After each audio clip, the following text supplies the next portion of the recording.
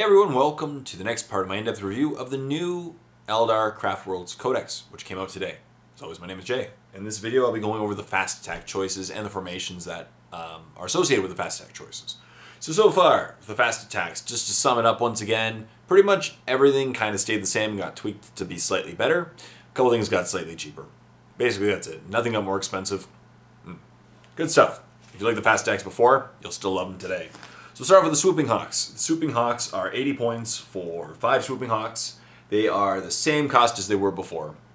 That's basically it. But the cool thing about the Swooping Hawks, I'll go over in a moment. They basically got the rule that people were kind of hoping / praying / believing Orc Storm Boys were going to get. We'll go over that. So for Swooping Hawks, they have Weapon Skill Boost Skill 4, Strength Toughness 3, 1 Wound, 5 Initiative, 1 Attack, Leadership 9, 4 Save. They can get an X-Arc. And the War Gear, Aspect Armor, Las Blaster, Haywire Grenades, Plasma Grenades, Grenade Pack, Swooping Hawk Wings, Ancient Doom, Battle Focus, and Fleet are their special rules. But here's what my favorite thing is about these guys, and this makes them hilarious. Intercept. This is fun, because this is the rule that everyone thought Storm Boys were going to get. Basically, they can assault flyers in the movement phase. At the end of the movement phase, a model with the special rule can make 1 attack against an enemy flyer or flying monster creature that is moved over that turn. The attack hits on a roll of 4 up and is resulted Strength 4, AP 4 with a Haywire special rule. Flyers are hit on the side armor. What doesn't matter because it's Haywire anyway. So, yeah. Swooping Hawks can attack flyers in the movement phase providing they flew over them. That is amazing. Amazing, people. That to me is hilarious. I want to see that happen in games. They're going to be fun to pop flyers. So, and they're Haywire. So they'll be able to penetrate flyers and just go for it. So good stuff there. And Herald of Victory, X-Arc only. A unit that contains at least 1 model with a special rule does not scatter when arrives by Deep Strike. So I honestly expect you to pay that 10 points to upgrade a Swooping Hawk to an X-Arc. More attacks, better stat line, and you don't scatter when you Deep Strike. Pretty awesome there. You can include up to 5 additional Hawks for 16 points each. You can upgrade to an X-Arc for 10. You can, the Swooping Hawk X-Arc may exchange his Las Blaster for one of the following: Hawk's Talon for 10 points, Sun Rifle for 15, and we can take a Power Weapon for 10 points. So good stuff there. I like a lot. They can attack flyers. That is hilarious. Now up next is my favorite elite slot. Not elite, fast attack slot. The Warp Spiders. I love them. They're fun. They got a cool new rule too, but I'll discuss that in a moment. So for 95 points, you get 5 of them. So they are now 19 points each. They used to be 19, so they're still 19. Cool. And the same stat line as the other guys. Weapons Skill Ballistic Skill 4, Strength Toughness 3, 1 Wound, Initiative 5, 1 Attack. Their War Gear, Heavy Aspect Armor, a Death Spinner, Warp Jump Generator. However, there's special rules. Now this is one of the cool ones called Flicker Jump. They also have Ancient Doom, Battle Focus, Fleet, and Hit and Run. But Flicker Jump makes them hilarious. Because Flicker Jump, when a unit with a special rule is chosen as the target of a shooting attack, it can immediately make a Warp Jump. So instead of making a Warp Jump in the following assault phase, in your opponent's turn, if they shoot at you, you can make a Warp Jump. And moving 2d6 inches instead of 6 plus 2d6 inches, so long as it's not falling back. The firing unit cannot choose a different target even if the target unit is now out of range or line of sight. So essentially, if you really want with these guys, if you're being targeted by a squad and you know you can jump out of their line of sight or out of their range, you perform this, roll 2d6, move away, and then you can't be targeted, and it's just a complete waste of firepower by your opponent. It's pretty crazy. The firing unit cannot, and as I said, a unit that makes a Warp Jump in this cannot make a Warp Jump in the following movement phase. And Iron Resolve, X-Arc only, a unit that contains at least 1 model rule automatically passes Pinning, Fear, Regroup, and Morale checks. So solid choice. Same things, you can take up to 5 initial ones for 19 points each. You can upgrade to an X-Arc for 10. The Warp Spider may exchange his Death Spinner for Twin Linked Death Spinner for 5 points, or a Spinnerack Rifle, 15. You can take a pair of Power Blades for 20 points. Good stuff there. So if you liked them before, they're still just as awesome now.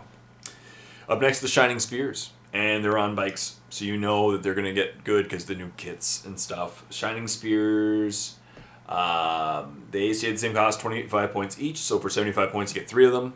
They're basically a normal guy, but higher toughness of 4, because they're on a bike. Warrior, heavy aspect armor, laser lance, Eldar jet bike. Special rules, Ancient Doom, battle focus, outflank, and skilled rider. They have skilled rider people, so 3 up Jink. They're pretty nasty. Aerobatic Grace, a model with a special rule, has a 4-up cover save unless it remains stationary in its previous movement phase. So if you remain stationary, so you basically don't have to Jink. You get a 4-up cover save regardless of if you Jink or not, but if you want to Jink, you get a better cover save. So you may want to Jink under certain circumstances, but otherwise you don't even have to Jink, and you don't have to then it doesn't affect the shooting in the following phase. Expert Hunter, Exarch only, a model with a special rule, rerolls all failed to wound rolls against monster creatures and can choose to reroll armor penetration rolls that do not result in penetrating hit. That's nasty. Options may include up to 6 additional Shining Spears for 25 points each. You can upgrade to an Exarch for 10. And the Exarch can take a power weapon for free or a Star Lance for 10 points.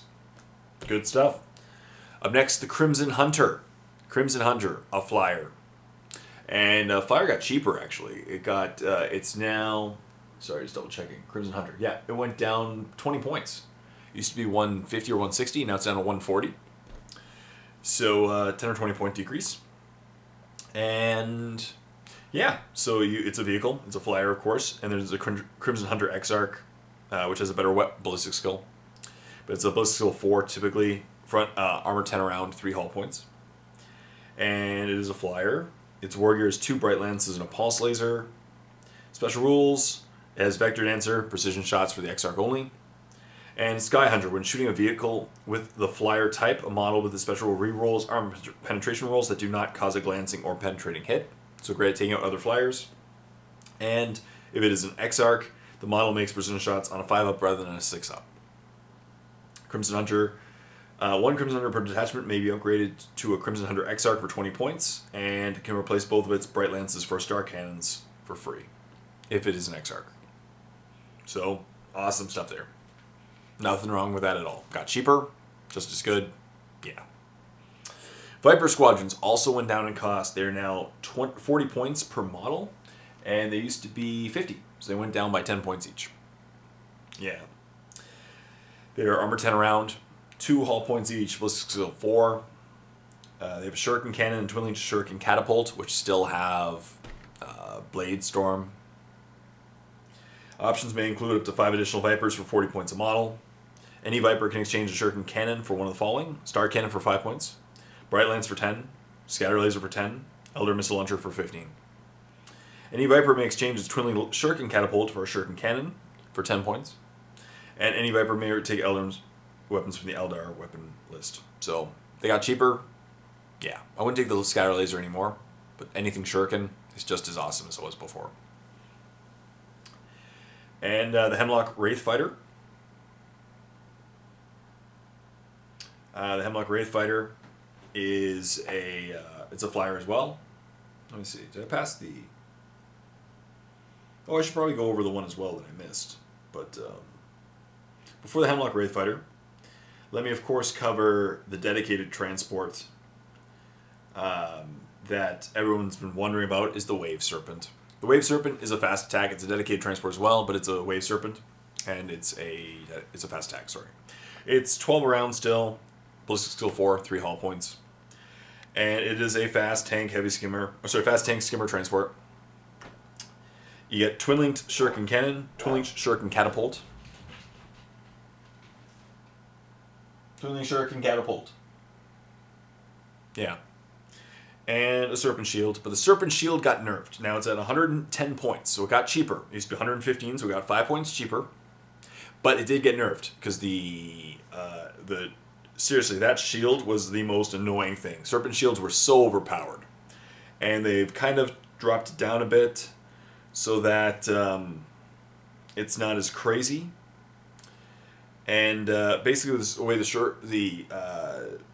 the Serpent Shield works is that I'll just go grab it here, but it's a slightly different thing. It used to be every turn, but now it's just once per game. And once you use it, it becomes deactivated and cannot be used again. And instead of D6, I think it's 2D6 now. So it's still pretty deadly, but it won't be as crazily overpowered as it once was. I found that it was really just nuts that you could... Serpent Shield. Scatter Shield. No. Here we go. Serpent Shield. So all penetrating hits inflicted against the front or side armor of the vehicle with a Serpent Shield are downgraded to glancing hits on a D6 roll of 2 up. That's normal. That was the same as before. But once per game, the Serpent Shield can be used as a weapon in controlling player's shooting phase with a profile below. This is treated as a hall-mounted weapon with a falling profile. That is pointing forward. 24-inch range, strength 6, AP dash, assault 2d6, ignores cover, 1 use only, strike down. So basically, once you use it, it deactivates the shield, and you cannot use the shield for the rest of the game. So it's a one-time use, not as powerful as it once was. Yeah, that's a huge nerf to the